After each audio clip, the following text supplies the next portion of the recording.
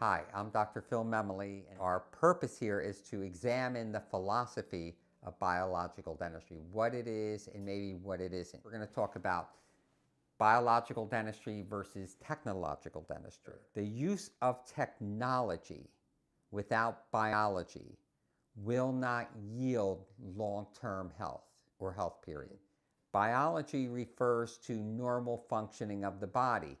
The body knows how to perform its functions. Sometimes it just needs assistance. Technology, regardless of how the body wishes to perform, comes in and exerts its influence and may or may not improve the condition. For technology, some of the pros are that we get faster results and it costs us less money. Why isn't that great? Why isn't that the way to go all the time? Well, one of the reasons is it treats symptoms only. Generally, you're not getting any long-term health benefits. One of the issues is that there are a lot of doctors who rely only on technology. They may not be as skilled and versed in health, okay, and they're trying to get by with the technology aspect of it. In terms of biological approaches, one of the problems for the doctor, not for the patient, is that it's going to require years to acquire skills in it. So you're talking a minimum of maybe 20 to 30 years just to develop the knowledge and skills required to master biological therapies. What's the benefit of this? The benefit is that you're going to get long-term benefits. You're actually going to have a better impact on health. What's the downside? Well, the downside is that you're not going to see immediate results. It may actually cost more money. At the end of the day, what are we really looking for? What are our goals? Our goals are to live longer, be healthy, and have a better quality of life. Biological techniques are better for that. Technology is much better when you have an acute problem.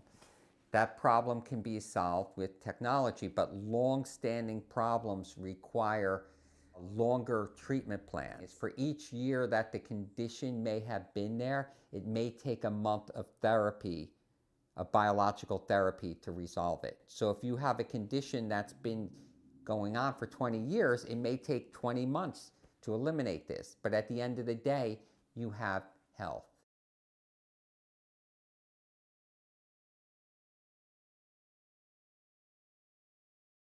When you look at a holistic practice, you might find holistic practices that are very technologically oriented. And as I said, you're not going to see long-term healing there. You're going to see them focusing on things like amalgam removal or biocompatibility. But in terms of, what a biological or a regenerative practice might offer, in the biological type of practices, you're going to see more focus on nutrition, and you're going to see a greater focus on regenerative techniques, which include acupuncture, homeopathy, herbology, and not at a beginner level, but more at a master level, okay, with a mastery of understanding. What is acupuncture, for example? Acupuncture consists of treating the meridians. Our body is composed of meridians, and meridians might be something that you can compare a body like a lamp. Okay, so if we look at a lamp, we see that it consists of the lamp, the light bulb, and the shade. Now, if for some reason the light bulb or the lamp doesn't go on, okay, we look at the lamp itself and we say, okay, this is the structure of the lamp, and it looks okay. Similar to getting a CAT scan or an MRI and the doctor saying everything looks fine. But then you turn around and say, but I don't feel fine. Something's wrong. Well, what's wrong? Well, with the lamp might not be plugged in. There's the electrical, the energetic component to it. Acupuncture plugs the lamp back in and gives us the light and gives us the energy. Most of the meridians in the body go through the mouth area. So your teeth are connected to different organs via the meridians. You could look up a chart. I have a chart on my website which shows the different interconnections between teeth and glands. And basically the bottom line is, what is the acupuncture system? It's the body's communication and healing system. If we are extracting a tooth, if we are removing a dental infection in the jaw, if we're doing any type of therapy and we don't reconnect the meridian, then we're not going to get true healing. We're not going to get the healing that the body needs for long-term health. Another consideration is nutrition. Whenever you ask anyone, how's your nutrition, you're always going to get the same answer. My nutrition is fine. People tell me they rather talk about their religion or politics or their sex life or how much money they have in the bank account before they talk about what they're actually putting in their mouth. Nutrition isn't really about handing out supplements to people and saying, take these before you come in. Supplements may be part of this, but it has to be determined that that's what the person needs through some form of testing. A lot of what people consider to be objective, like blood tests, the blood is basically a homeostatic organ in the body. The body will always maintain the same levels of nutrients in the blood. If you're low in calcium, the body's going to pull the calcium from the bones and it's going to pull it from the teeth so that it always looks good in the blood. So are blood tests good indicators of health? Unfortunately not. So we need other techniques. Acupuncture is one of those techniques that can be used both diagnostically and therapeutically. But getting back to diet can happen at various levels. At the cellular level, dietary treatment can be homeopathic. What is homeopathy? Homeopathy is nanonutrition, it's nanomedicine. Homeopathy basically allows you to have an immediate reaction.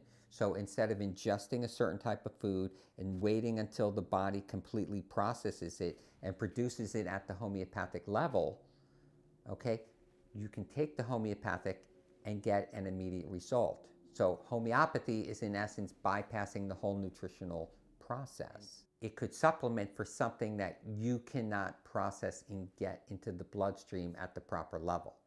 And homeopathy is basically the language of the cells, nanonutrition, nanomedicine.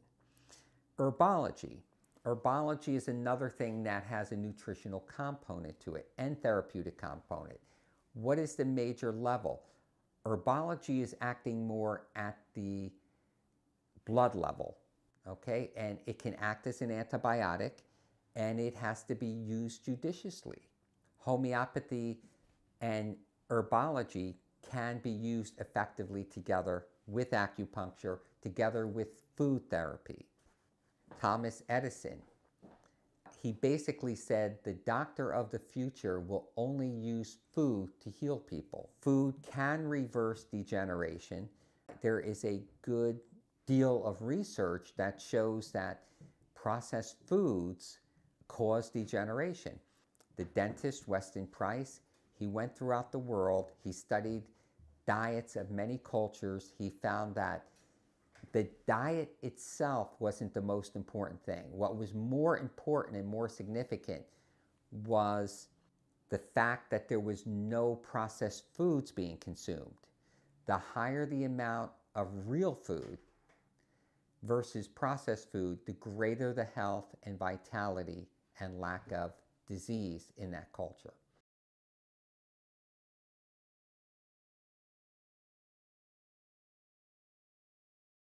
Pottinger, he was a medical doctor. He did research on cats.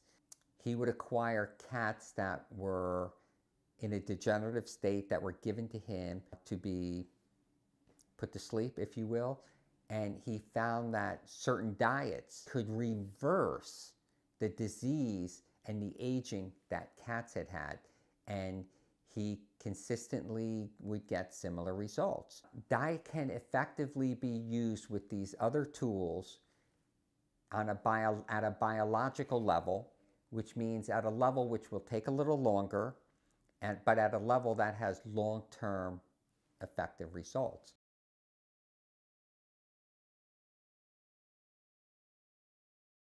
If you're looking for the short-term result, you might be better with technology. But one thing to consider with technology, this is a statement that has been repeated over and over, but I practice in a town where Bell Labs exists. There were a lot of inventions made here. Engineers have repeated to me over and over, whenever technology gives you something at another level, it takes something away. Something to be considered. Again, consider biological dentistry, its pros and cons. This is Dr. Phil Memoli. Thank you for listening.